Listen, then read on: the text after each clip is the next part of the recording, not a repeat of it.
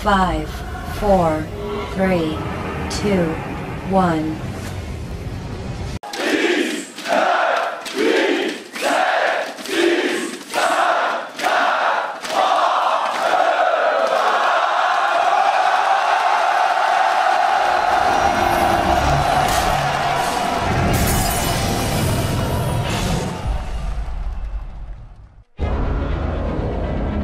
There is no Samsung White this year. There's no team that you watch their play and you say, this team is so far ahead above the rest. 지금 중국뿐만 아니라 다른 팀들이 모두 다 잘하기 때문에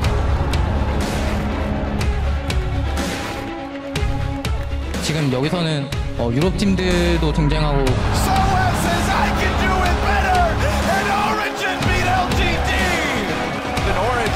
The trend continues. These guys are legit, man. What a start to Worlds from Origin.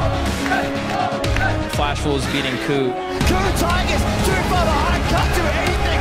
What is up with the upsets? 북미도 쟁쟁하고 On C9, completes the ace, and they complete the 2-0 already at Worlds. World's domination, how's that going? We're 2-0. Guys, it's bonkers over here in Paris. AHQ takes down Fnatic. AHQ bounce back and make this group really interesting. Anything can happen.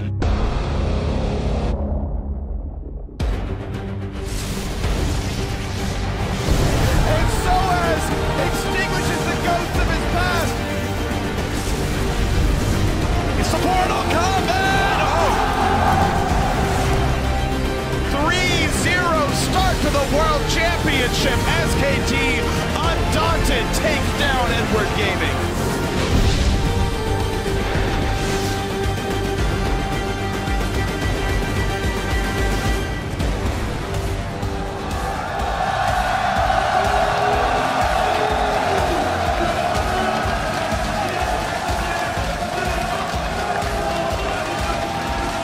Bonjour et bienvenue to the conclusion of Week 1 of the 2015 League of Legends World Championships. You're getting a glimpse inside Le Doc Pullman in Paris, France, where the crowd is very pumped up for our final day of Week 1. Fans are streaming in, getting to their seats for another day of action. Of course, KT dialing in before they fight OG for the #1 spot in their group, and AHQ looking to keep the momentum up after yesterday's comeback win over Fnatic. Hello everyone, I'm James Dash Patterson here, continuing our coverage of Worlds 2015 alongside Jacob, Yamato Cannon Mebdi, Christopher Monte Cristo Michaels, and of course the jungler for the NALCS, NCAA is what I was about to say, NALCS jungler, oh my goodness, Alberto Crumbs Rengifo. Welcome back to day 4 of the group stage, gentlemen. Thank you very much. It's great.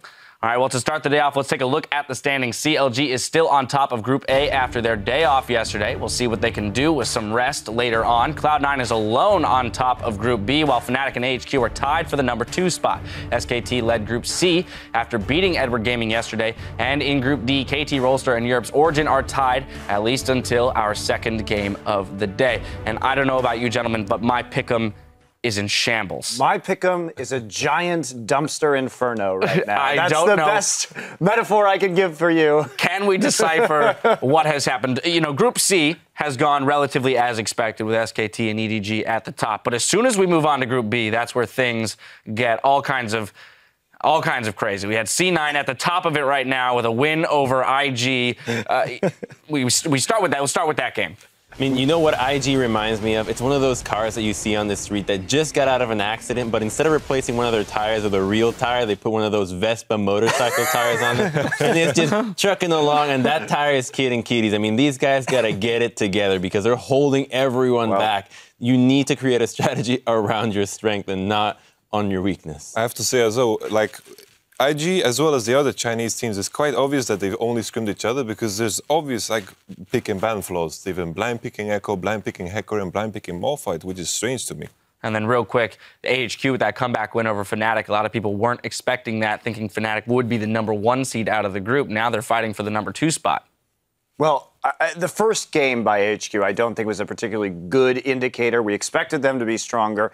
They came in, showed a lot of weakness with that Rengar jungle and those wacky picks, but they pulled it together and showed that they could be the team we expect them to be. Now, the big question, of course, is LGD. Can they pull it together and show us why they're China's #1 seed? Because we know they're better than this. We can talk about IG. I hate to tell you, Crumbs, Kid and Kitties have never been good, so I don't really have a lot of hope there, but we know that LGD can be a much better team. So you're claiming they were never a new car. If we move on to Group D, Origin is joining KT on the top, while LGD and TSM are still looking for their first win. We'll start off with the OG TSM game, NA versus EU. I think Origin versus KT is really probably the best game of the day. Both of these teams have been spectacular. Their drafts have been very intelligent, and their play, all 10 players have really stepped up to the plate, and it's just exciting to watch these guys. There's no one player that you could say, yeah, you know what, that guy's kind of not as good as the rest of his team. They're all playing in unison, and that's why they're both 2-0. Yeah, and to your point, Monty, yesterday, TSM looking lost around the Rift with as simple as an Anivia pick coming through, not understanding how to play around it. TSM is just a very transparent team in the draft. I think that's their biggest problem, is that Origin did a lot of research. Crumbs was just talking about their great pick and ban phase. They bait out this Darius pick. Then they play a kite composition. TSM is known as a team that really statistically does not very much before 20 minutes, so it was easy for the Anivia to scale. And then when it came to fighting around those dragons, there was basically compositionally very few ways that TSM could realistically win those team fights with the champions they selected. And I don't know how deep TSM's champion pools run. If I had to guess, not very deep, and they're probably not going to do very well in this group. Yamato, let's move on to the second matchup from yesterday, KT versus LGD. LGD falling another game behind KT with another very solid game here, showing why they deserve to be at the top of this group. I feel once again, draft mistakes. I feel like KT completely outdrafted LGD. The blind pick Hecarim, the Varus, I think it got completely countered by the Malphite, and Malphite is in a good matchup against the Hecarim. He can completely just stack armor. It was just a really good draft from KT. Well, one thing we know for sure, either TSM or LGD will pick up a win before the week is up because they have to play in the first game of the day. Then, of course, KT goes up against Origin for dominance in Group D, and later on, it's another NA versus EU showdown between Cloud9 and Fnatic. And, of course, as today's action unfolds, we want to hear what you think. Tweet at LOL Esports and tell us what has surprised you the most in the world's group stage so far and why. And, gentlemen, I'm going to turn to you for this one because there's been quite a few surprises. Like, I could begin. Like, the biggest surprise to me is Cloud9. Like, the fact that they've continued the growth they've had throughout the previous split has impressed me a lot, and they've, like, continued to improve. Like, I don't think the Cloud9 we've seen at Worlds is not the same one we've seen at Gauntlet. Monty, how about you? It's hard to say. There's so many surprises, right? I have to go with LGD. This is a team that finished so strongly. Sure, we had seen them be a little hit or miss during the regular season, but I thought after their playoff performance that they had really geared up and were going to be coming in strong. But even that really MVP of the playoffs performance by Imp hasn't translated over. He did well in his first game, okay in his second game, but beyond that, it's been incredibly underwhelming. So we need to see more from LGD. Crumbs, finish us off. To me, the biggest surprise is the preparation that these teams are coming from, because they have such intelligent drafts catered to specific teams, so they know a lot of how the group is going to play out. And the biggest example is KT and Origin. That group, these two guys are coming in so prepared with their drafts, knowing what the other guys play and building around that, building compositions that counter what they're going to do and playing against it with crazy baits and really having very patient games in which they wait for your opponent to outplay themselves. Take one mistake, game's over. That's perfect league, to be honest, just waiting for that time. Well, those are some of the surprises we've seen. Be sure to tweet your responses to @LOL Esports and be sure to include the hashtag Worlds so we can talk over a few of your answers on the desk later today. And before we send it over to our casters to get the games underway, I got to put you guys on the spot. Game one here to close out the week, TSM versus LGD. Who are you guys going with? I have to say LGD. Like, I think the mismatch in the jungle, like, TBQ has been a big issue for LGD, and I feel like Santorin hasn't really shown up in a long time, and I feel that's where it's going to, like, show. Yeah, I have to agree. I'm taking LGD here. The spot that can be struck at by TSM will not be struck at, and that's TBQ. And then pound for pound, they just hit harder in the lanes. And Bjergsen, I don't think, is going to have such an easy time in this game. And finally, Crumbs. You know, this game, there's a lot on the line because the other two counterparts of the team, to the group, are both 2-0. So a loss here and going 0-3 is almost certainly guaranteeing one of these teams to not make it out of groups. So I think both of these teams have to revert back to a very safe style. So it's probably going to be a slow game.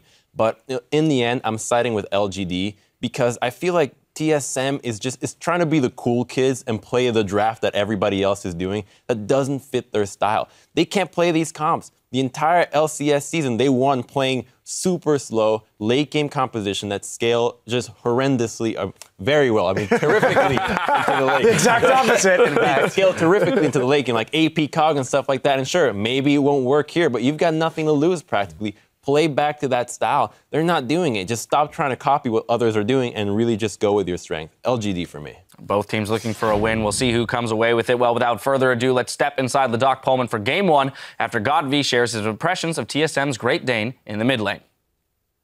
因为我看他的比赛比较少，但以我对他的印象来说的话，他是一个对线能力很强的人，然后队伍也很愿意就是依赖他，然后依靠他来 carry， 就是他给你的压力感一定会很强，但是这样子队伍不一定能赢。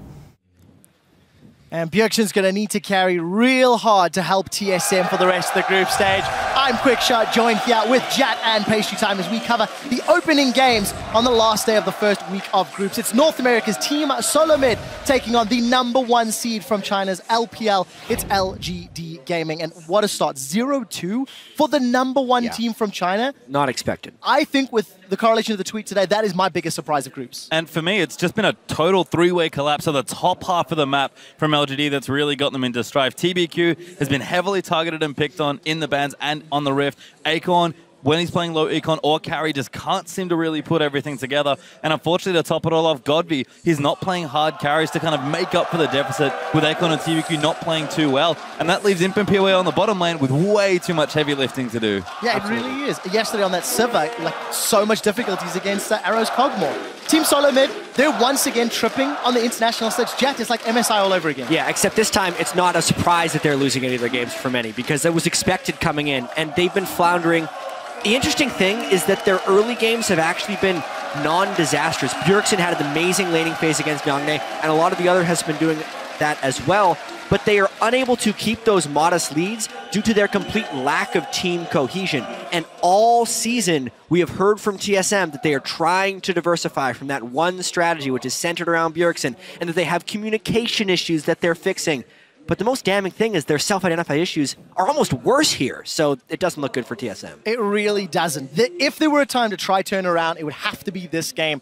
Guys, the teams there are busy getting ready for picks and bans. Let's take a look at the lineups. On the blue side, it is North America's team SoloMid. Dyrus in the top lane, Santorin in the jungle, Bjergsen, the big Dane in the mid lane, with WildTurtle, the AD carry, and of course his support, Lustboy. Loco Doko behind the team as the coach. Gonna have to do better in picks and bans today, as will the team on the red side, LGD Gaming.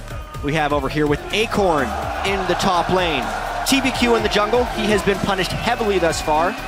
GODV in the mid lane, see if he can pick a hard carry champion. Imp on AD carry. And PYL, his support friend, with Firefox behind them. A lot of love for Imp in the audience. We're about to get into picks and bans. Dyrus on Darius, not a great performance, but he was also left out to dry by his team. And looking at the other side, LGD with some questionable decisions, maybe, picks and bans. You know, Pastry, do you want to talk to us maybe some of the historical picks and ban strategies that we've been seeing from LGD versus now at Worlds? Absolutely, and LGD are a team that certainly late in the season started drafting very well when they won in summer. So to see them here at Worlds, you can just tell with the picks they're going with, stuff like TBQ's Vi after he's getting banned out, even Heckroom for Acorn, which is sort of uncommon, despite the fact that we saw Huni play it on day one. These are just outdated picks for LGD. They're clearly going back to what's comfortable and what works for them, but this is not going to work on this meta. Well, here's the thing about this draft is, Monty even mentioned on the analyst desk, TSM's drafts are very transparent. So if you're going to be able to outdraft anyone, these have been the two weakest drafting teams in this group so far. We'll see if one of them can actually get an edge here in the draft phase. It poses an interesting question. If both teams are having questionable drafts, who can do the least damage in picks and bans? I mean, it generally means that they're not going to be punished as hard, and both teams will end up getting compositions that they are comfortable with that hopefully won't be countered for both of these guys. But we're seeing again, Lee Sin and Rek'Sai. Again, TBQ's champion pool has been hit. That's the third time we've seen both of those champions removed. So the entire group recognizing TBQ just not as comfortable in the champions. He's tried Elise, he's tried Vi. And yeah, the issue is that apart from that, there's not really much else. He has played a bit of Vi. It was a popular champion for him. At least he can sort of play. Even Rengar's sort of in the big backlog of champions. But again, on this metagame, on this patch, these are not champions that you can, I think, pick easily and expect to win with a lot of the time. Yeah, I actually really like the Team SoloMid bans. They are targeted specifically at the strength or weakness of LGD. Strength in the fact that they're banning the Kog'Maw away from Imp, and weakness in the fact that they're banning away TBQ's two best champions. So Mordekaiser or Lulu, what will the final ban be from LGD? That is the question. I would think it would be Mordekaiser. There was a game where he completely slipped through the ban phase. That was yesterday with LGD versus KT. So now at least they have both. And this is actually where it gets a little bit dangerous. If you're going to pick one of the two, I think you pick Lulu. I think so too. However, because as a Juggernaut, it's much like when you pick Darius into Lulu, you can still kite him around. He doesn't have an ability to close distance. Oh! TSM disagreed, They did the same thing yesterday, Quick Shot. They picked the Darius with the Lulu up and they ended up getting kited. However, this is at least kind of exciting. Yeah, Mordekaiser back on the roof for one more game here. Like you mentioned, it's only one game that he's slipped through completely. Does have one win and a whole host of bans apart from that. I have to say, Jungle Champion's still not sure what they're going to play. TBQ can also go to Gragas. That's one other champion he's played to reasonable success. But whatever it is, I have to think LGD are going to pick a jungler right now. This is throwing a big wrench in the draft phase. I have to imagine TSM was expecting a Mordekaiser ban. However, the one team who didn't ban Mordekaiser, of course, was LGD. So that leaves a lot of stuff free. This would be the logical choices for LGD. 80 carries in particular, I actually think are even stronger against Juggernauts in particular because they are the ones that will be kiting them. And because of the Lulu, the Kalista generally can't be bursted as hard by Mord in teamfights. And I think that's some really strong counter picks up against the early Mordekaiser. Yeah, and just regionally, Imp's Kalista is probably the best in the LPL. Certainly one of the best here at Worlds. He got that champion banned against him so many times in the LPL, even though Kalista's sort of fallen out of favor. So a smart pick here from LGD.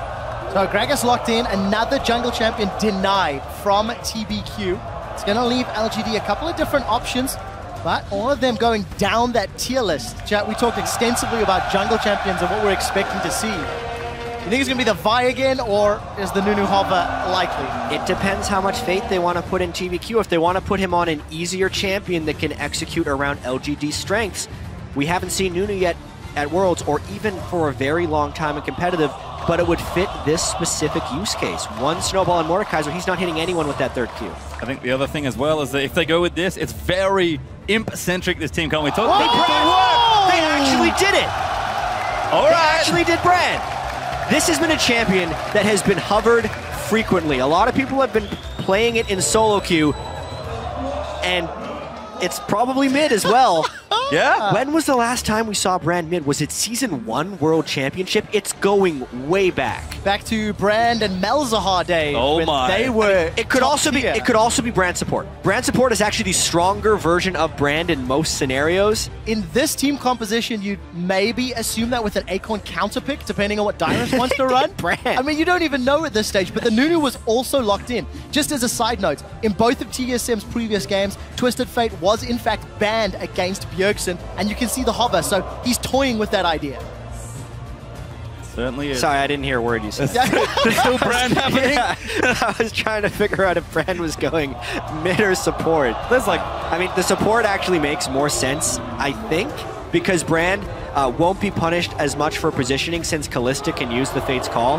TSM is going all in on these Juggernauts, so they will be so heavily kited unless they get really clean initiation. And what do we talk about? Bjergsen, the shining light really for TSM. He has to do so much work in these games to get the side lanes ahead here. He's got Twisted Fate. He's expected to make an impact on the champion, and he's certainly going to have to.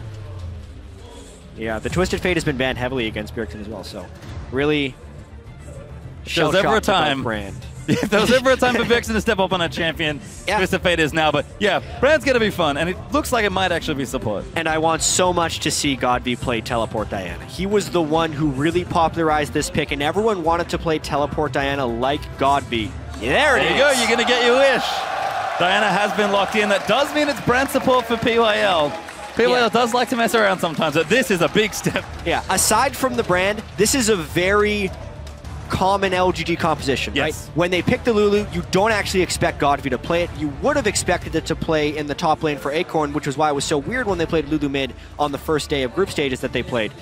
Of course, the support brand is just a whole bunch of AoE damage in this. The amount of damage the brand puts out on support is basically mid lane tier, even with support items. That's why he's so effective. And I guess it helps when you've got a melee AD carry role to throw those seers out at. As a note, this is game 19 of the group stages, and with Diana and Twisted Fate locked in, 19 unique mid-lane champions. Somewhere, champion diversity celebrates, because we are continuing to see these exquisite champs. Now, lane swaps, is this going to be a thing? I cannot imagine Mord and Thresh really want to lane into Kalista Brand. I think it's a pretty big factor in here. One of the major reasons Mordekaiser is strong is because of the mismatch you get on the opposing lane, and when you're level 6, you can force a turret dive, which then snowballs into a dragon. So if LGD can somehow deny the lane swap and actually negate that inherent experience advantage that Mordekaiser grants, that's one way to try and work around it. We'll have to see what they decide to do. Those team compositions will be flashing on your screen in just a moment. Guys, at home, jump onto Twitter. Let us know who's going to pick up their first victory here. Both TSM and LGD 0-2 in the World Championships. Hashtag TSM win or hashtag LGD win. Who will be getting that W? Will it be support brand? Or will it be ADC Mord? So I actually just received words from our stats guy that Brand mid was played by Dade in the LPL in a game that had no consequences. So technically, it has been played recently, but not in any stage with how much is online. These are both 0-2 teams. The win is an absolute must. And we are loading onto the ref for game 1 in day 4. Let's take a look how this cookie crumbles. Both solo laners for TSM and LGD are running Flash Teleport. So continuing to see that TP mid meta, if we can go that far, really establishing. Yeah, this Worlds has been so much about global pressure and specifically just capitalizing on any misposition or misplay by any individual. When you have double teleport, it means you can just really find the position on the map where the mistake is being made and punish it even harder. I feel like the other thing there as well is that we talked a lot about these teams having strong individual players, but maybe not the best cohesion in the first few games we've seen. So Double Teleport is very team-oriented. So I want to see if these teams can really line it up and make the clutch plays with the Summoner spell. I did see a slightly deep ward coming from PYL towards the red buff.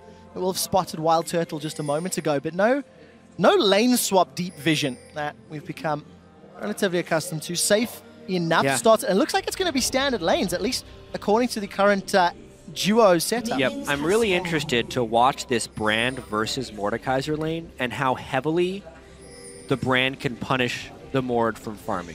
Because in standard 2v2s that teams have been scrimming with against Mordekaiser, he seems to crush. They do the one camp early, they hit level 2 first, and then they never relent their advantage. That means they're level 6 by the time the enemy bot lane is level 4.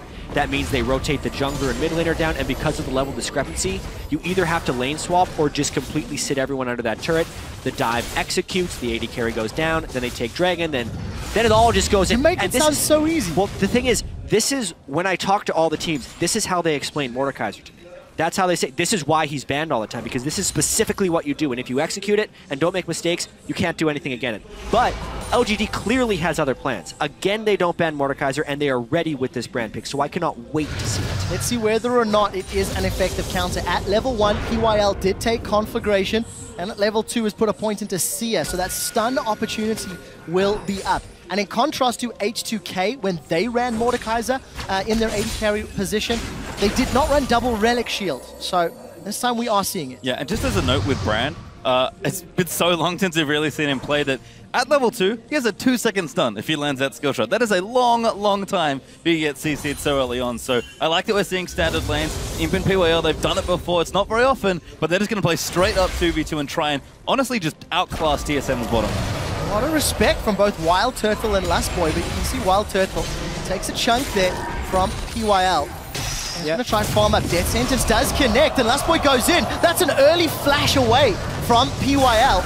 Sia's going to connect. There's that 2-second stun.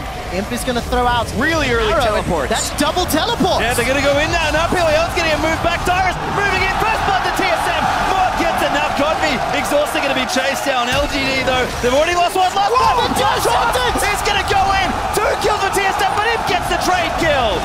How much can he get back? WildTurtle now, maybe the next one. Not over yet. We do see him trying to chase. WildTurtle going to get some heal from that Harvester of Sorrows.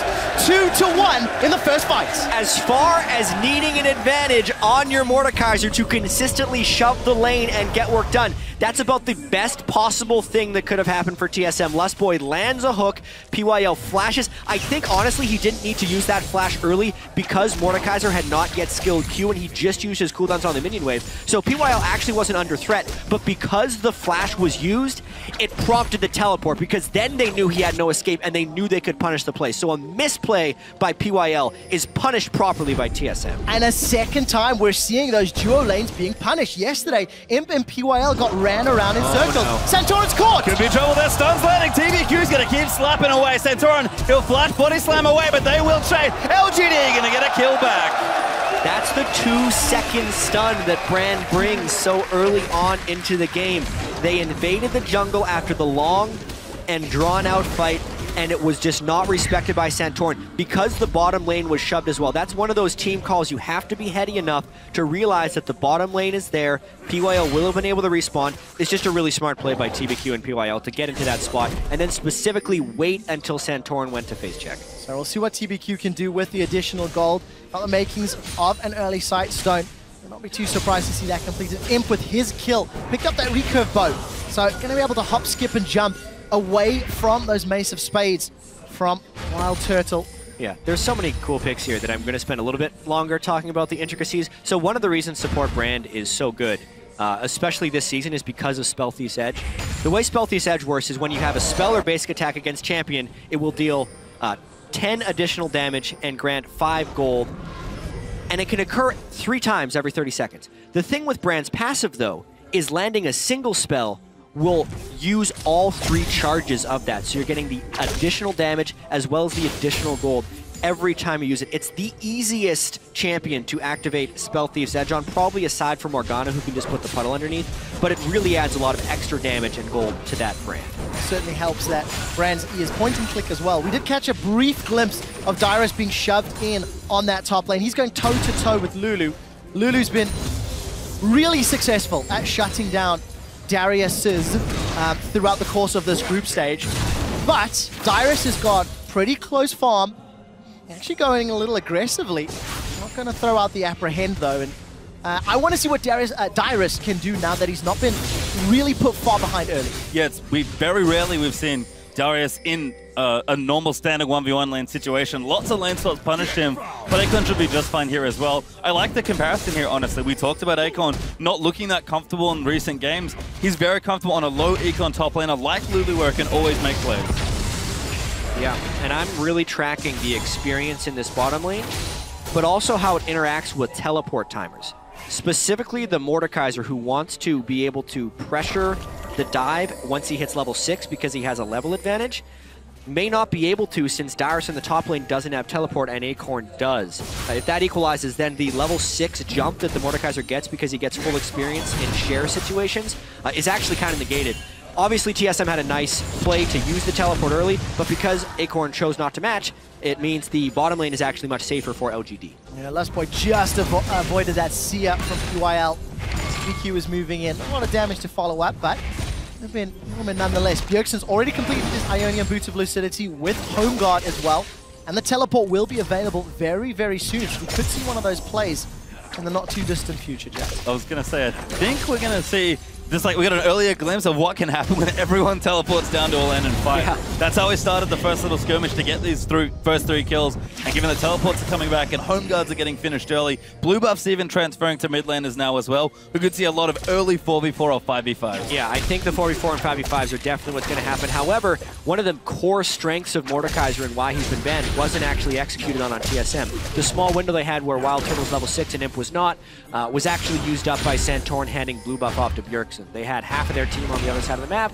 and lost the window. So we're approaching 10 minutes into the game, and despite the fact TSM are 2 losses, in both of their previous games, their early to mid game was not terrible. It fell apart after that stage. So TSM actually averages a gold lead at 10 minutes, whereas LGD averages that deficit. So far at World. So far at World, Yeah. correct. In the last 2 games. It's a small sample size, still counts. Yeah, well, it's one of the reasons that these teams are 0-2. They've obviously had their failings. LGD has been a little bit all over. Pick and ban, some misplays in the game, and a lot of it just really on the shoulders of TBQ and GODV not bringing up their end of the bargain. Imp and PYL have been playing generally well for LGD. And I think LGD have done a smart thing here. Yes, Nunu's a pick we haven't seen in a long time, but it was another pick TBQ was relatively well known for in China. Oh my god, GODV, never mind. Diving onto Bjergsen. This is where the matchup can get tricky. Both mid laners have blue buff, but TSM just going to start Dragon instead. They are, and somewhere, somehow, Deficio is talking about the Dragon.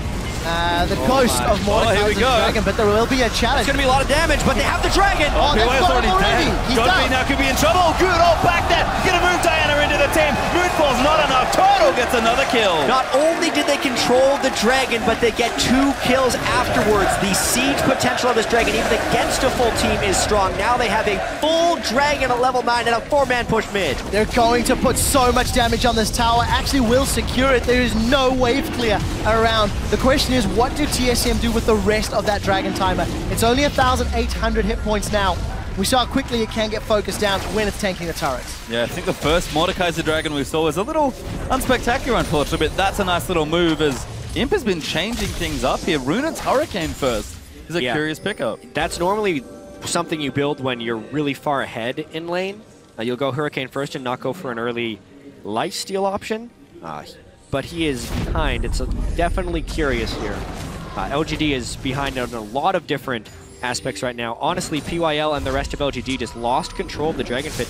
A little bit inexcusable because they were all grouped up for a big fight, but just no one activated on that team fight. You would expect LGD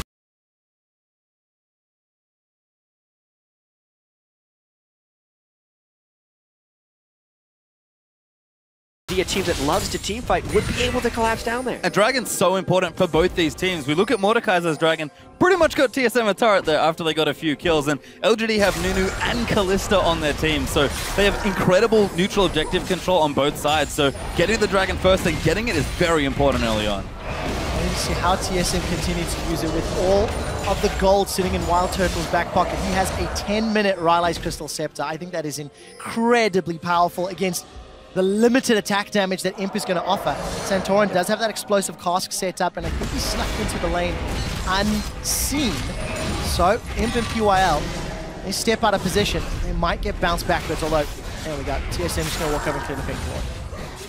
Yeah, and another thing about these games where we have double teleport is once one team does get a foothold, it does kind of become a little easier to maintain, because any fight that happens, everyone can join, and the team that is ahead will generally do it, but LGD has the jump on it. Oh, the Santorin, another good ulti, but GODV's trying to go around the side. He's actually caught now as Gragas, but Acorn forced to use his ulti out. GODV looking around the back, and Acorn, he's so low, but they're not going to get the kill. TBQ, nice ult. Santorin sneaks in there for a kill with his flash, and now Bjergsen's going to land the stun. WildTurtle looking to chase. Yeah, they've chased 1-for-1 thus far. Jungler down from Team SoloMid, but LGD backed away. We did see the ghost of Acorn getting more vision, but aggressive start. I think Acorn started to TP first. Yeah, and massive burst from WildTurtle onto Acorn when he got chunked down right there, basically killing him through an ultimate. Now he has the Ghost of Lulu, which isn't as terrifying as Kalista would be, but it still packs a little bit of a punch. Honestly, TP's burned, even trade, not that bad for LGD. Not at all. Team SoloMid still continue to hold their 2,000 gold lead. They're doing a great job across the lanes, with the exception of Imp being up in CS. It's even or advantage for Team SoloMid. Looking very similar for LGD as well. Again, we've talked about Imp. He's looking strong. He's had a decent lane, although Mordekai's are looking to get a bit out of control perhaps. And once again, LGD, who honestly were known for a very strong early game play, PYL roams, good strong laners, solid players across the board, backed up with good macro play. On paper, this team was excellent, but the start so far in Worlds, and even the start in this game, has just not shown that. And even before Worlds, Pastry, LGD was talking about all the pressure they're feeling because they were expected to roll over this very competitive group. And when your expectations are so much higher than your initial results, that adds even more pressure, an extra layer. And you have to wonder how LGD is responding to that. It doesn't look like they're responding to it very well. No, definitely not. Yesterday's loss to KT Rolster threw LGD into just turmoil. They looked so destroyed on stage. It is only the third game of group stage. A win here and some surprise games next week could still help either of these teams. But we're a long way away from that. LGD, we touched on how they're usually down at 10 minutes. That gold lead accelerates. Their average in the last 2 games at 20 minutes is 3,400 gold down. So it falls apart, and it falls apart very quickly for LGD. In the small few games you've seen. On the other end of the spectrum, TSM hasn't been able to take advantage of their small gold lead. So something will give in this match, and one of these teams will obviously pick up their first win of Worlds. TSM absolutely has the team composition to try and snowball a lead. Twisted Fate with Teleport. Every time the Dragon is up, they go there to force team fights, and they go take the Dragon to go and fight. The risk for TSM is if they get to late game without a big lead, and then the new Lulu brand starts kiting heavily the double Juggernaut setup of TSM. I just want to see how they're going to handle all of the melee. On the side of Team SoloMid, you have to completely change how you take towers and how you pressure the map when you don't have a ranged AD carry to push towers down. Luckily, it looks like Sheen picked up for Bjergsen, so he may be able to apply some split push pressure. Yeah. But other than that, it's going to be a difficult task outside of winning convincing team fights. Well, 2,000 gold lead will help them. Yeah, certainly will. Right now, it seems like TSM happy to sit in their lanes. Turtle and Lustboy don't really need to go anywhere. Double Relic's going to help turn through. Dyrus is happy. He's just scaling up now as well. I think 5v5, especially as they scale, LGD's comp has a lot of good tools against these melees. You look at Nunu, you look at Brand, even just all the Kai potential with Lulu in there as well. There are so many different things. Even stuff like Brand's passive being good against big health targets is actually quite good in this situation. I also want to see how Dyrus handles himself. He's finally been allowed to play some League of Legends. Got himself a good, healthy CS. Black Cleaver completed already. Just going to synergize with that bleed. A lot of damage over time. But look, both junglers in the area. TBQ stood right atop a ward, so Santorin will have information advantage. And Death Sentence going to go just a little short. This Dragon is live. So Team SoloMid showing a focus on Dragon, but double sweeping lanes in the same bush. Both teams have rotated down. The synergy between Lustboy and Santorin still not as clean as they'd like it to be. They'd love to have that sweeper now. And LGD is looking to brawl in this Dragon Pit. This could be a big game-changing fight. Certainly going to have to see what they can get done here. Lustboy, though, now looking aggressive. Posturing with those boots of mobility. Hook does not land. GODV is looking for a flank from behind. He's slow to the party, but because that hook did not land, it gives him time to catch up, and TSM has to be very careful they don't extend too far and open up their flank. There is some vision deeper down the river for Team SoloMid, but LGD, they've started the Dragon. TSM want to challenge. Pierce connects from Imp, and TBQ's left in the pit. The Pyroclasm is available, not going to get used. Zero to WildTurtle. Good stun there, the ulti channel by TBQ as well. LGD just trying to fight GODV around the flank. Dragon will fall there as GODV's kiting away. Dyrus going to look for the dunk, but GODV moves back in over to WildTurtle. Moonfall to buy some time. LGD needs to get back, but Bjergsen, he'll get the kill onto GODV, and now GODV's Ghost will chase down his team. Yeah, we do see the Destiny and the Gate from Bjergsen. Going to look for Imp and TBQ. They're on the wrong side of the map, but the gold card has timed out. There's another one lined up. Going to connect onto Imp. Imp's in trouble. Flashes over the wall, uses the cleanse. TBQ will get focused down by one more gold card, and the wild card finds Imp as well. It is a rout, and TSM are wiping the floor with LGD. LGD went all in on the team fight from behind. They actually start the Dragon, and while they could secure that, they lose the fight terribly. Yeah, Acorn's just going to get domed now. Bjergsen here, looking for the lock-on, gets the stun. Hook will land. Acorn gets alley-ooped, and Dyrus gets the dunk. A 5,000 gold lead for TSM 17 minutes into the game. This team looks so out of sorts in their first 2 matches, completely lacking team cohesion. But in this specific instance, if both teams set up for a team fight brawl, they're showing they can brawl. And look, we've talked a lot about LGD's kind of failures early on in the group stage in Paris, but TSM finally back to their old place, it feels like. Yeah, and PYL actually landed a really good ultimate at the start of this fight. It bounced in multiple different directions to Turtle. I guess it actually did die on Turtle, but he landed the stun.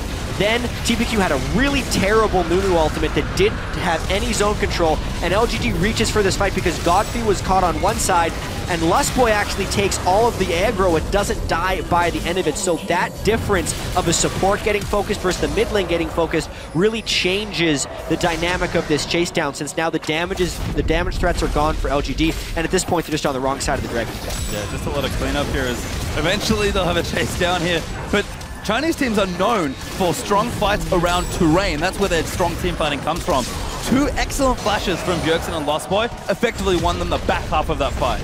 Absolutely. Exceptional play from Team SoloMid. They're going to take their third tower of the game, accelerate that gold lead. They've got fan support on their side, but it looks like it's going to be a tower trade. LGD on the outer turret in the bottom lane, but TSM, they're knocking on the inner turret top. Yeah. Well, we were also talking about how the teams would push the turrets, especially since TSM doesn't have a ranged AD. So as far as actually getting turrets down, trading turrets is one of the best ways for TSM to get them down, as long as they can accelerate the game and get to the next Dragon area. That's actually not that bad. They get the inner turret, LGD does not.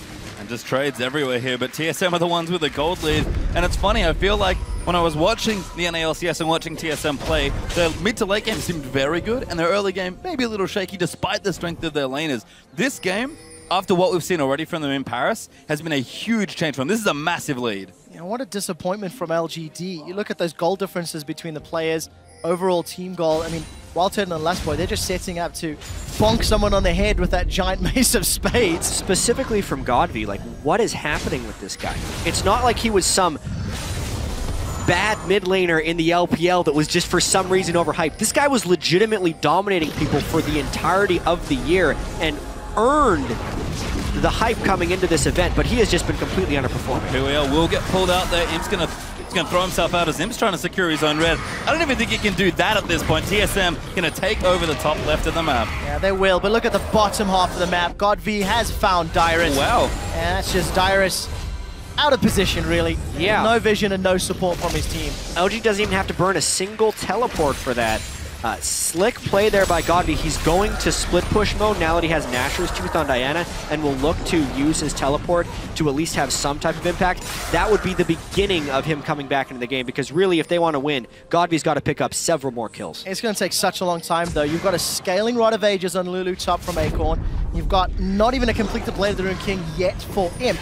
So I think there still needs to be a lot more arsenal packed into the LGD punch if they want to look to win these team fights. WildTurtle's almost got an hourglass completed already. I mean, it's a terrifying position to be in, as we've crashed to 20 minutes. So he has a replay, and that's just Dyrus. Yeah, out of position. He has wards behind him, but he has no wards in front of him. And this has actually been one of the Achilles heels of why TSM hasn't capitalized on some of their early game gold leads, is because their deep warding is just inadequate for what they're trying to accomplish on the map. That honestly falls heavily to Santorin and Lustboy, but it also falls to Dyrus for respecting the vision you have achieved, and he reached farther than they had achieved vision. Yeah, especially the entire team of Team SoloMid is pushing the top half of the map. They're trying to set up for a death push, trying to set up with the vision control they had, and it didn't work out.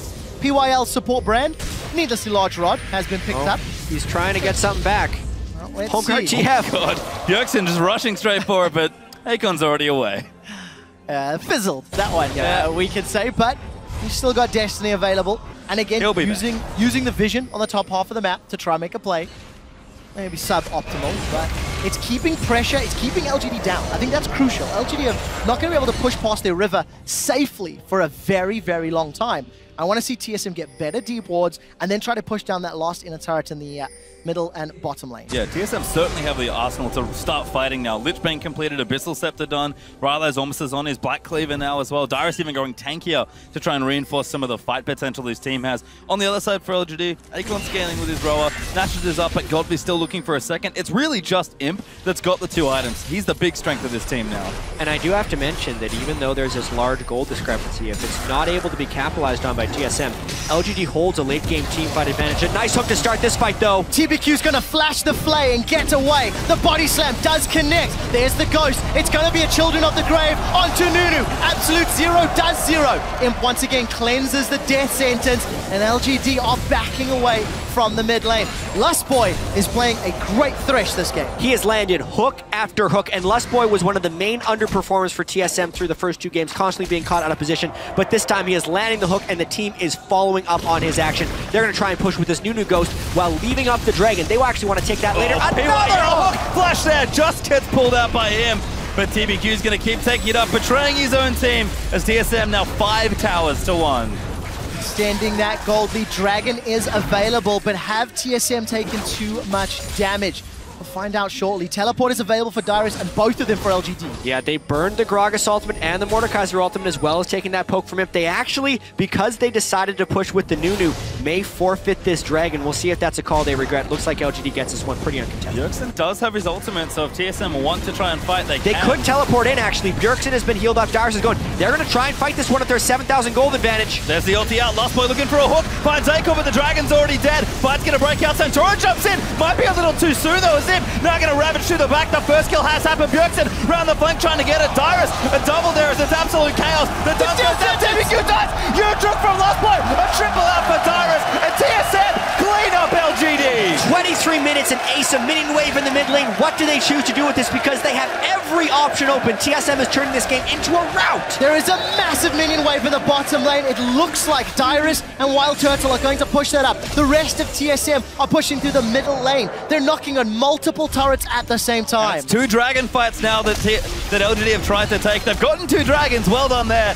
but they have lost the fight horribly every time. This time they will pay with their mid inhibitor turret as well. The inhibitor itself will stay, but for how much longer? 10,000 gold down. Let's see what Acorn and GODV can do. They're looking for TSM, who are split up. Dyrus is going to make it down to the bottom lane. WildTurtle gets caught by the Glitterlons. So does Bjergsen. Here comes GODV. He's jumping in. The Lantern pulls WildTurtle to safety, and Team SoloMid get out. This is not just about the play, it's the continuation of the play. This is LGD's final desperation move. They burned both teleports to try and get a kill. They didn't get a kill, so they are doubling down and going for Baron. This is so risky. All in now, LGD. Can you get it? If not, you're going to be so far behind. Bjergsen poking around. Santorin does have his smite ready. The Baron's fairly low. Imp's got so many spears in the back of the head. Santorin's been stunned. They will get it, but will they get punished for it? Santorin dives in onto TBQ. GODV gets knocked back. Tries to make it go back in. The Wild Growth pops in. LGD fighting to the death.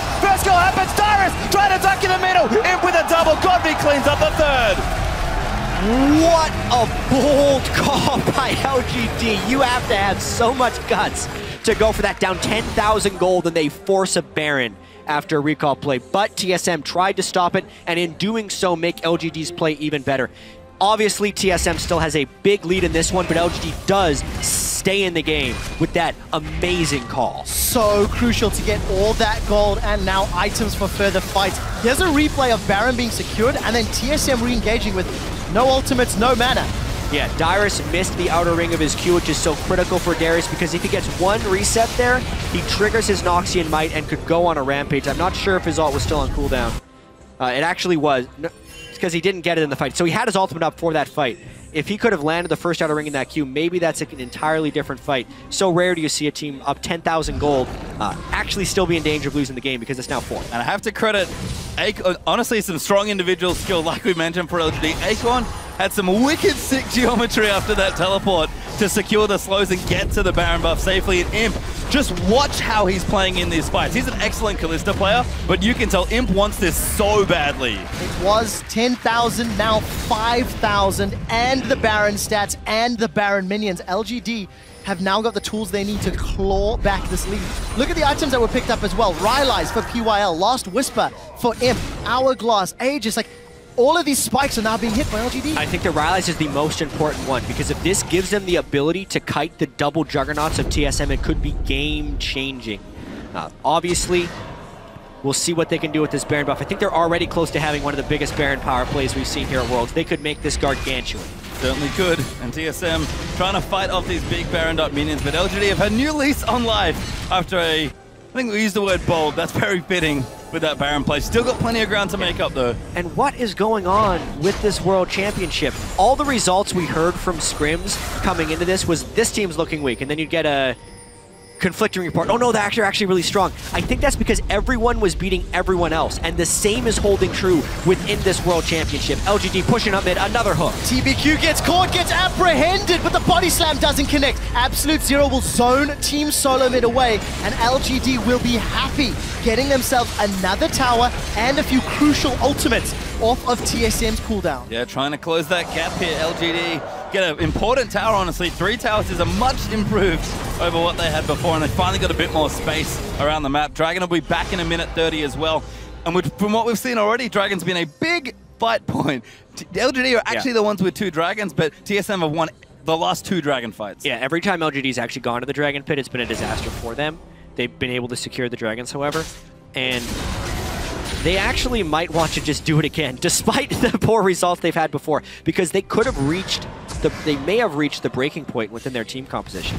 TSM's damage is starting to fall off the cliff, and Acorn now has a lot of tools, especially if they can catch WildTurtle. Let's find out. He's looking for the lantern, but he will not find it. And PYL and Imp, they get one of the most important keys from Team SoloMid. They're onto a tower as well. If LGD can come back from 10,000 gold down, I don't know how TSM recovers for the rest of the group. They're up 10,000 gold, sub 25 minutes, and they are now in danger of losing the game. Gap has closed a lot, only 4K up now for TSM, and that was like a full screen initiation from Kalista Brown. We didn't even touch on what they can do. Normally we see a support with Kalista, and there's a lot of synergy going on. Brand's a new one, but that was very stylish from the LGD bottom lane. Plus 5,000 Baron power play.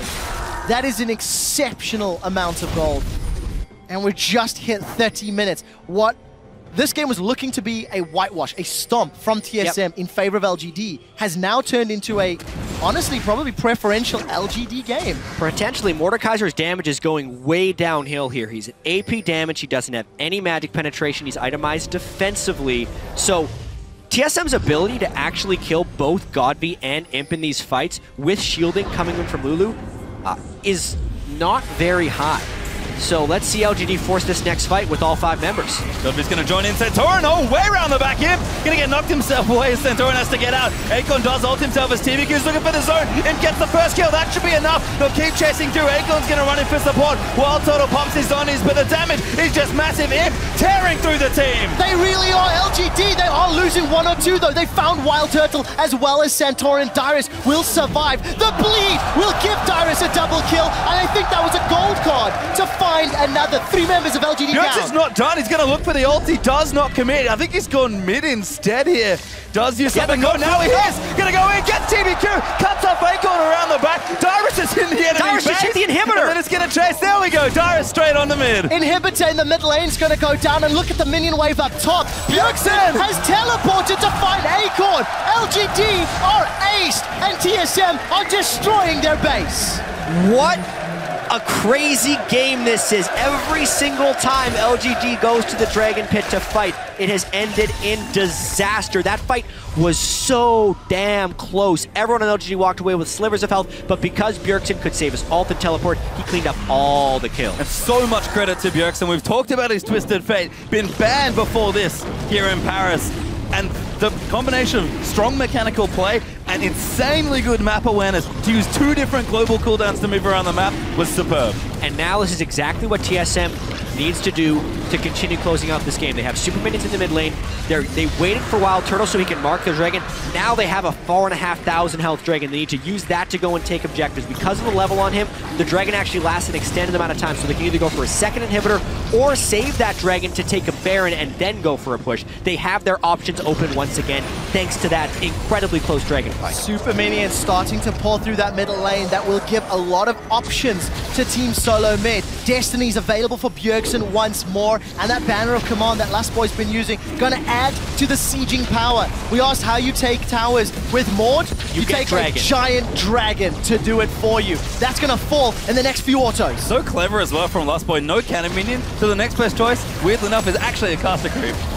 Gold cards. Trouble though for TVQ, gets himself hooked up, gonna move back into the team. The wild growth turn defensively. LGD will kite themselves away, but the Dragon is just fighting them. Bjergsen will zone Acorn, and LGD will collapse. 6v5, not fair, bro. Acorn's gonna get taken out by Bjergsen as Imp throws a pierce on the back line. There's the super minions from mid as another inhibitor's going to fall. Team SoloMid got Dragon, Dragon's Ghost, and an inhib all in one smooth play. Yeah, it's a Dragon power play right there from TSM. New stat. New stat in Mordekaiser games. What is the Dragon power play? Huge for TSM. They had the 10,000 gold lead 10 minutes ago. It disappeared, and now it sits at 6. But most importantly, they have managed to get the sieges. LGD, though, we know they have a never-say-die attitude in these games. Their desperation moves are what kept them in this game. Expect them to continue to look for fights. Well, we did see LGD moving towards the Baron pit, but there was simply not enough safe vision. So they're going hesitantly, using those sentinels of Kalista to try provide more information. Team SoloMid grouped a little more effectively. They'll need deep wards if they want to go for the Baron and then the safe close of the game. But more warding needs to be done. And TSM actually just going to start setting that up. And Baron is going to be very difficult for LGD to get anywhere close to. Acorn's busy in the bottom lane cleaning side waves. Pyl trying to get some vision, and you can see TBQ has the lens sweeping away looking for vision, but TSM going to move up, push the waves out, and just start a very difficult choice. You either fight us, you lose your top lane, or you lose the Baron, and they're all bad choices for LGD. Yeah, it's also been remarkable how well Bjergsen has played this game. So well. Santorin has also had really good splitting ultimates to bring targets towards the Juggernauts, because that was such a struggle for TSM. Dyrus did an absurdly low amount of damage in his last Darius game to champions. It was like 1,700 or something as low as that. This game has been much different because the setup has come from Thresh, Twisted Fate, and Gragas. And it helps when you've got TBQ sitting on the front line, eating Death Sentence after Death Sentence. It's the second game, this group stage, where TBQ's been cured out. They're going this for time it. The Death Sentence not going to hit. Yeah, that's an ulti, but it knocks Acorn away. Bjergsen, massive damage! Legendary! Twisted Fate's going to clean out one. Now TBQ could be in trouble as the stuns are coming out at him. He's so angry, but he gets exhausted. He's trying to leap in. They won the fight. Huge AoE combo in. Got arrows in everybody now. Now let's see Dyrus. He's in trouble. He gets taken down. GODV and him still alive. 2v3. They might clean this up. WildTurtle gets him! WildTurtle and Bjergsen! They may have just won the game! Pushing through the mid lane with the supers! That could be enough here. There's only 2 left. Bjergsen does unbelievable amounts of damage. And to think coming into this World Championships, Imp, the defending world champion, could start his first week 0-3. LGD have so little time left now. That is more games lost in groups this year than Imp lost at the entire World Championship last year. TSM take down LGD. That's going to be it. LGD, another upset. And North America, one of their flagship team, picks up the most unexpected victory. Unbelievable performance. Team SoloMid again show their early game is okay. They made that fantastic this game until the poor Baron call. And the game just swung. The chance deserved for that victory. Absolutely, and you can see the strength of LGD fighting very hard in this game with an amazing turnaround to almost pull the game back. But TSM keep everything cool. That man there, Bjergsen, made some unbelievable plays, and TSM pick up their first win against the most unlikely opponent. Yeah, strengths and weaknesses being shown in this game too. Like, those team fights were so incredibly close, but LGD's willingness to take every single fight because they are so confident in their ability to out-mechanic and win those fights led to some disastrous occasions. Yeah. They died 27 times there to a team that has obviously Twisted Fate and Gragas, but with 2 Juggernauts, kind of needs you to walk into them to fight, and then they're in their wheelhouse. That last fight in particular, I can't wait to see it again, because I think the Kalista actually got hit by Q3 from Mordekaiser, and that's where the giant burst of damage came in, because during the Zonias, he was trying to stay close, and he just lost count. 1, 2, 3 with all the other things going on, and that Q3 at that rank for Mordekaiser does something like 1,100 damage. It's ridiculous, and WildTurtle shows up. I think Bjergsen really carried hard, involved in 24 of his team's 27 kills. He just carried ridiculously hard. Exceptional performance. Just as a note, the bloodiest game that we've had at Worlds was 41 kills between Fnatic and HQ. That was equaled by this TSM LGD game. the last 2 games we've had. It's World is heating mind-boggling. up. It's mind-boggling, but you have to now question the Dragon fights from LGD. They lost so much after each and every fight. Why? Yes, you can be confident in your abilities, but you need to have some restraint. I mean, Mordekaiser, man. Like, you want it, you have to contest for Mordekaiser's Dragon. We talk about it that, hey, when teams get it, it's just a very simple play pattern to get yourself ahead. LGD had a plan. Nunu Kalista go fight a Dragon, and they got the Dragon, but that's about it. Yeah, it got the Dragon and then all of their lives. That was the cost. You know, you talk about the Nunu in the jungle. I also think you can talk a little bit about Imp's itemization. First item, Hurricane, with a Blood Boil Nunu on your team. Had there been more damage, had it been a Blade of the Rune King, you know, how much more damage could those fights, could he have put out during a fight? I mean, it's all ifs and whens, of course, but I'm just not sure. I mean, let's talk about Brand really quickly. Yep. Final review, what do you think? Because you were so excited, Jets. If you play it better, I think it has great uses, but PYL was almost over-relying on Imp to throw him out of the fight, and they constantly had to burn that cooldown to get him to safety, because I actually want to check the actual damage dealt to champions. I feel like Brand did a lot during that game, even with how poor he was performing. He actually did more damage than Mordekaiser, but that's a different... It wasn't enough to win, so that's it. Well, Team SoloMid, they do get a win on the board. We're going to head to Shox on stage to have a chat about that victory. Thank you very much, guys. I'm joined here by Bjergsen from TSM after beating out LGD. Congratulations. What a game when it was absolutely crunch time for you guys, with some weird picks as well. Tell me first and most about the aggressiveness that you guys displayed, which is very un-TSM-like, if you allow me to say it. What spawned that? Well, when you're 0-2 in a group, and after today, we go back to practicing. So if we lose another game, people are going to feel discouraged. So it was like, right now was just all in, you know? We had to win this game if we wanted to get the confidence back, to get better in practice, to come in next week and just feel like we have a chance to come out of this group. So I feel like everyone thought this win was really important. Then we got the Mordekaiser and TF combo, which just allows you to be aggressive. It allows you to push up, look for dives, look for constant plays, and just when we see a comp like that and it's like all in, then we're going to play aggressive, and that's what we needed to do. And you guys amassed almost a 10K gold lead in the mid game, and then that Baron happened. I can only imagine what that might have done maybe in the comms. Can you explain? We just oversaved for the mid tower, and we just got a little bit greedy. We could have slowed down the game a little bit, and we could have just playing a little bit safer, but we took the risk of pushing mid and ended up giving them the Baron. But I think we all felt pretty comfortable because we had a pretty big lead even with them having Baron. So we were just like, all right, guys, just take it slow. We made a mistake. It happens, but we're still going to win the game. And you guys did win the game. It's incredibly important. Before the game, you guys were two teams, in my opinion, on the brink of kind of breaking under the pressure of maybe the World Championship. 0-2, both of you. How did you try and use that to your advantage, knowing that they were also in that same situation? Well, it does feel good because it gives us more confidence when we're both not doing as good. We're like, all right, guys, anything can happen in any of these games. And I feel like all the teams at Worlds are actually extremely close. We see teams taking off games from pretty much any team at this point. And I think that also gives us confidence that we can take a game off of anyone right now. One game off of anyone? Any further predictions for you guys as advancement in this group? Well, I'd like to get out of group. I think the group is looking really strong, and we're going to have to step up our play a lot for next week. But hopefully we can. That's all I can say. I want to get out of groups. Well, Bjergsen wants to get out of groups, and he made a definite statement in this game to make that happen. Thank you so much. Congratulations. And guys, take it away. Thank you, Shox.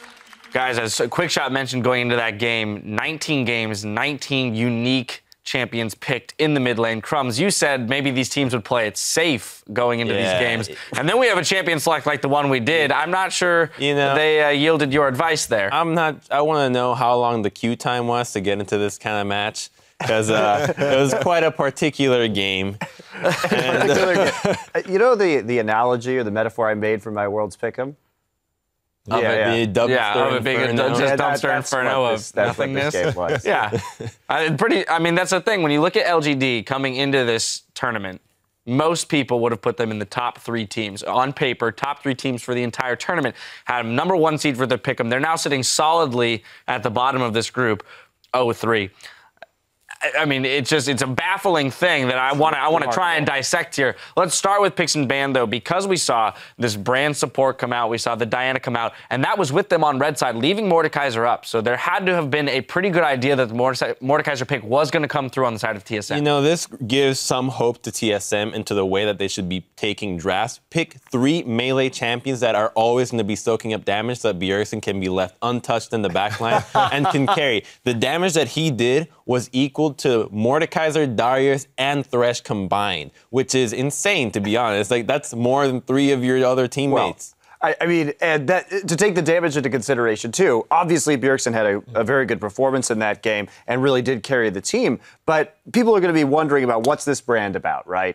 Well, as it happens, if you're going to start kiting the Darius and some of these melee picks, well, if you get that Riley's on Brand, he actually does a lot of damage. Brand did more damage than either Mordekaiser or Darius in this game. Brand, support Brand. I have to add, like, on a more serious note, it's like, I feel the trade-off, Mordekaiser into Lulu Kalista, is a really good trade-off in favor of LGD, because on paper, they have a team composition that is really good against these juggernauts, and still, like, that first dragon was just catastrophic. Does the Diana pick, then, somewhat contradict the idea that you want to kite these juggernauts? I think the Diana pick was fine because you're trying to play around the Twisted Fate with the teleport and you're trying to go into the bottom lane. Again, I think most of this game was a lack of coordination on LGD's part because the composition itself it's fine. It's fine. It's just that when you walk into Dragon one by one and just start feeding, that you have an issue. You know, what we expected from LGD was the boldness and coordination from the play that they had when they made that comeback Baron. TP, okay, let's do something together and try to get something out of this game. That's what we thought we'd see throughout the entire tournament, through all their games. One play in 3 games is the only hope we've seen from LGD from the expectations that we had of them so far. And that's not enough to really get them out of groups. And we know they can do it. Now, to TSM's credit, one of the best plays was the Dyrus' TP into that bottom lane, because one of the things we've been criticizing TSM about is do something, just anything before 20 minutes. Being proactive. But they were very proactive here, and that really helped out, getting that early kill. Dyrus was the faster one on the teleport.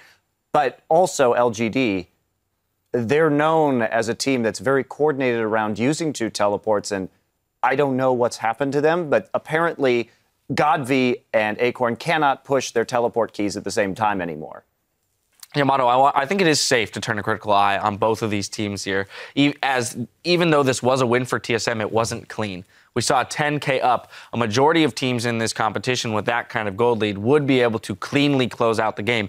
And as you mentioned, Crumbs, there was that Baron blunder where they handed 5K gold back, and it became a much closer game again. So when we look at this game, and as we look going forward, TSM, what is it about their mid-game there where they seem to be making some interesting errors? Well, there was that one mistake where they pushed up mid too far, but it's also like the way they draft. I thought it was very, very risky because, like, even though the draft was not really relevant in this game because it was this full clown fiesta in a way, the thing is they draft very risky. The Darius into the Kalista, and then they just overstay in the mid, turned into a Baron, and I was scared that they would have lost the game there, but then Acorn got caught. Well, I disagree. I don't think the draft was necessarily risky. I think the only really big criticism about it was the Darius, and that's just something that's been built up throughout the tournament as not a very effective pick. But I think it's a great win for them because they're not playing anymore this week. It's a boost to confidence, and it's really what they needed to see how the team can operate and if they can really be aggressive in this stage, and it shows that they can.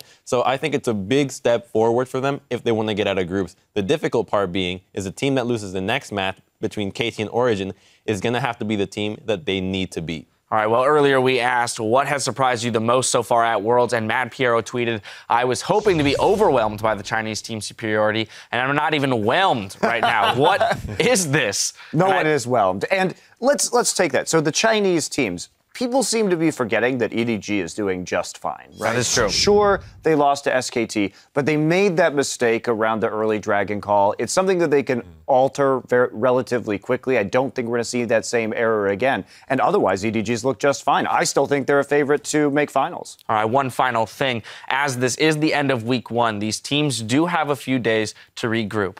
And as much as it may be an uphill battle for LGD and TSM being 1-2 and 0-3, what needs to happen in this next 3 days to regroup and come back looking stronger next week? I feel like in LGD's case, I think they just need to find themselves again. I think it's too late. I think it's too late. Yeah. With the 0, Which is a fair assessment. With the 0-3, I agree it's too late. But if they want to take some kind of victories, then I feel they need to start playing to the strengths again. They need to play these matchups that are where they kind of pressured the matchups. It's for example, the Diana, I liked it. It came back. Good. The Acorn on Lulu, I want to see on something that can snowball the matchup. Gnar, something he's split push. That's what I want to see from LGD. From TSM, I think we need to just see more decisive and late game playmaking. Sure, their early game was looking strong right there. They capitalized on LGD's errors, but then we saw people getting caught out time and time again, and that's exactly what happened to them in their match versus KT. And interestingly, with how strong Bjergsen and Dyrus were, they could have feasibly set up some sort of 1-3-1 split push. And constant pressure on all 3 lanes is key to using Mordekaiser. But when they get picked off, they just can't do that. So there's a lot of flaws in TSM's late game play. All right, well, they've got some time to regroup. Our next teams don't have too much, though. We need to step away as we gear up for our next fight in Group D between Korea's KT Rolster and Europe's own Origin. Don't touch that browser. We'll be right back. Yo, Dyrus, make some calls so I can listen. I'm TB. I'm flashing. Alright, I got it. Did you hear him flashing, or? Yeah, I heard the flash. I'm dead. There will be a challenge. It's going to be a lot of damage, but they have the dragon. Oh, they've got him already. He's down. now could be in trouble. Good old back there. Gonna move Diana into the team. I'm on Diana. Kill him. Brand, Nunu. I'm coming in. No. I'm on Kalista. I'm on Kalista. You can do ban. LGD fighting to the death. First goal happens. Dyrus trying to duck in the middle. In with a double. GODV cleans up the third. They'll keep chasing through. Acorn's going to run in for support. WildTurtle pops his zonies, but the damage is just massive. Imp tearing through the team. Now let's see Dyrus. He's in trouble. He gets taken down. GODV and Imp still alive. 2v3. They might clean this up. Oh, WildTurtle gets it. TSM take down LGD.